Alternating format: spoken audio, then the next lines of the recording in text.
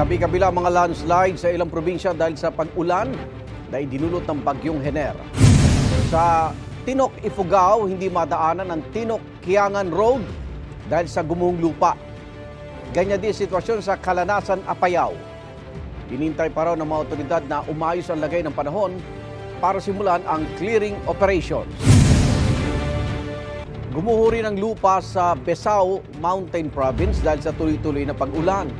Nagkaroon naman ng mga bitak sa National Road na hindi mo na pinapayagan dumaan doon ng mga malalaking sasakyan.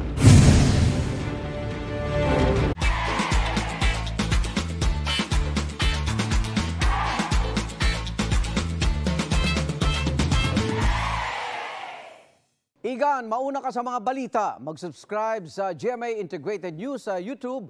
Sa mga kapuso abroad, subaybayan nyo kami sa GMA Pinoy TV at sa www.gmanews.tv.